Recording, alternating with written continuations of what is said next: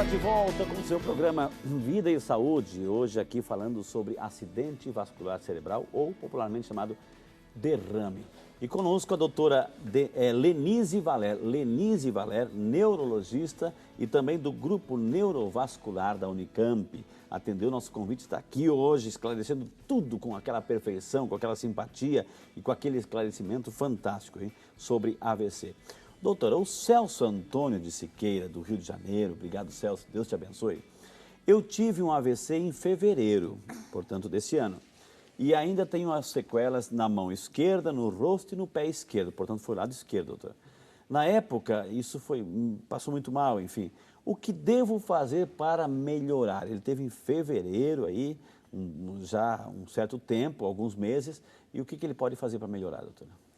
Bom, a reabilitação é essencial para os pacientes que já tiveram AVC e que ficaram com alguma sequela. Então, ele deve sim manter a fisioterapia, porque o nosso cérebro tem uma capacidade enorme de se reabilitar e outras áreas assumir a função daquela área que foi acometida. Então, ele deve manter a reabilitação, a fisioterapia. Doutor, um e-mail que chegou aqui da Fernanda de Castanhal, lá no Pará. Obrigado, Fernanda, que Deus te abençoe, viu?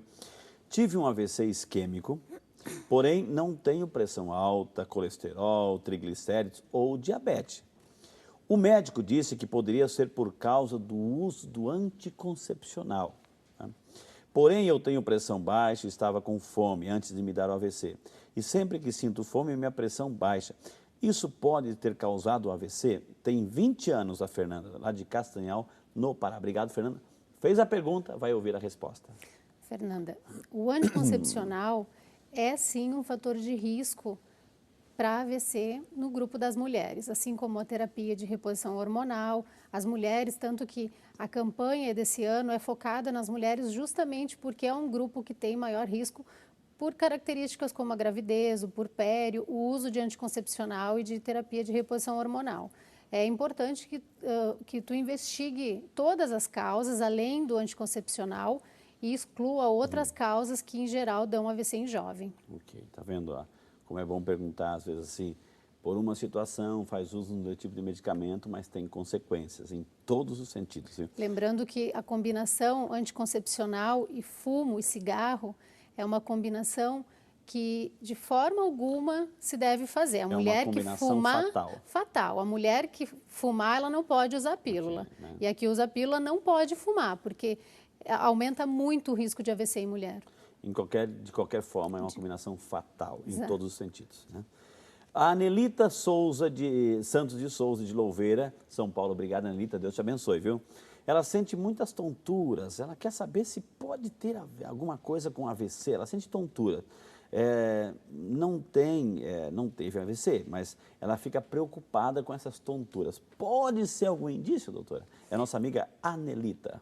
A tontura, geralmente, ela é manifestação de alguma outra condição neurológica que não o AVC. Porque o AVC, ele é um sintoma súbito. Então, a pessoa que tem tontura ou tem dor de cabeça, assim, todos os dias, cronicamente, isso, em geral, não é relacionado com AVC. Okay. Vamos lá para a cidade de Pindorama, São Paulo. É a Maria Aparecida Goldoni. Obrigado, Ana Maria Aparecida, que Deus abençoe. Eu gostaria de saber se eu, diabética, portanto ela é diabética, tenho risco de AVC.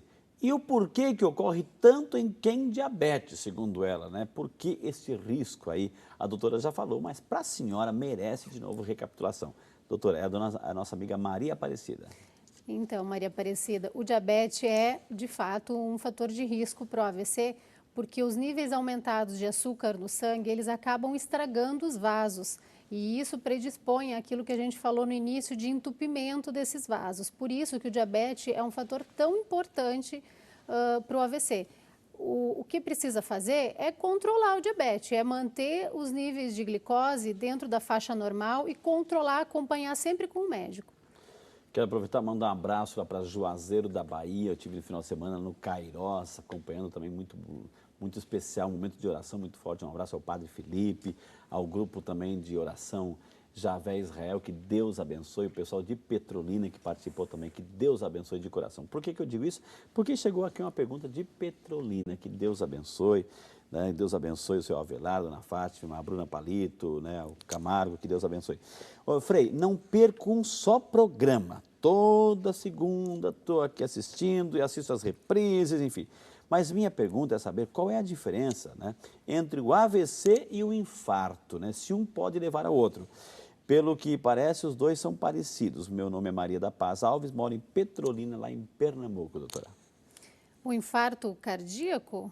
Acho que é a diferença entre AVC e infarto e se tem correlação. Ou seja, uma pessoa que tem infarto vai ter AVC, se uma pessoa que tem AVC vai ter infarto. Ah, entendi. O infarto É cardíaco... porque a veia sai do coração, né, doutora? Então, né? O infarto, a doença cardíaca, tanto a doença isquêmica, né, que é o infarto, a angina, é um fator de risco também para o AVC. Então, as pessoas que têm infarto, elas têm um risco aumentado também de AVC, porque, em geral, os fatores de risco eles são comuns para infarto e para AVC. Doutora, lá na cidade de Teixeira de Freitas, na Bahia, estamos lá também. A gente faz um passeio para esse Brasilzão maravilhoso, hein? A Laíse Caíres Ribeiro, obrigado, Laísa, que Deus te abençoe, viu, Laíse? Sofri um acidente há um ano. Decorrente desse acidente, sofri um AVC isquêmico, diz ela. Minha carótida está toda fechada, gostaria de saber se posso ter uma vida normal. Passei por uma cirurgia, pois minha mãe só faz o movimento de minha mão, né? Só faz o movimento de abre e fecha, mas não tenho força. O braço está voltando aos poucos. Gostaria de saber se os movimentos da mão vão voltar completamente aí. Pergunta a nossa amiga Laíse, que teve um acidente, por causa do acidente, um acidente vascular cerebral isquêmico.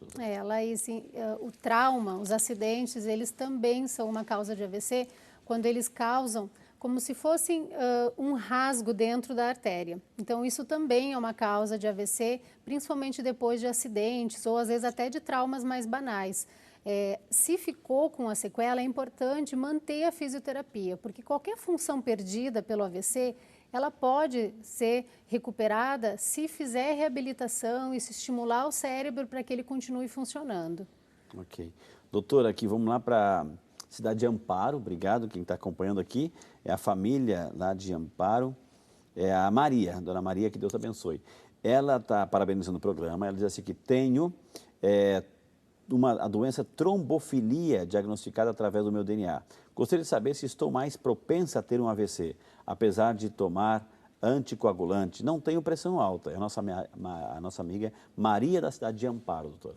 Maria, obrigada pela pergunta. A trombofilia, ela é, sim, uma das causas de AVC. Essas alterações genéticas que algumas pessoas têm, mais comum em mulheres, elas predispõem a pessoa a entupir os vasos e a fazer o AVC. O importante é tomar o anticoagulante, então, para afinar o sangue e manter sempre o acompanhamento. A Maria Rosa da Silveira, de Itanambi, São Paulo, gostaria de saber se formigamento nas mãos pode ser um AVC, doutora. Pode. Não é comum o formigamento nas duas mãos, isso não é o comum. O comum é formigamento em uma das metades do corpo. Okay. E, às vezes, o mais comum é associado com outro sintoma, como perda de força, alteração para falar. Ok. A Irene Páscoa de Almeida, de Campinas. Obrigado, Irene, que Deus te abençoe, viu? A pessoa que sofre de fortes enxaquecas, dores de cabeça por causa da enxaqueca, pode um dia vir a ter um AVC? Pergunta a nossa amiga Irene, doutora. Pode, Irene. A enxaqueca, ela também, principalmente quando a enxaqueca é acompanhada do que a gente chama de aura, que são alguns sintomas, principalmente luminosos, como luzinhas piscando, que acontecem um pouco antes da crise. Quando é uma enxaqueca com aura, que a gente sabe que isso predispõe também ao AVC, então tem que acompanhar também.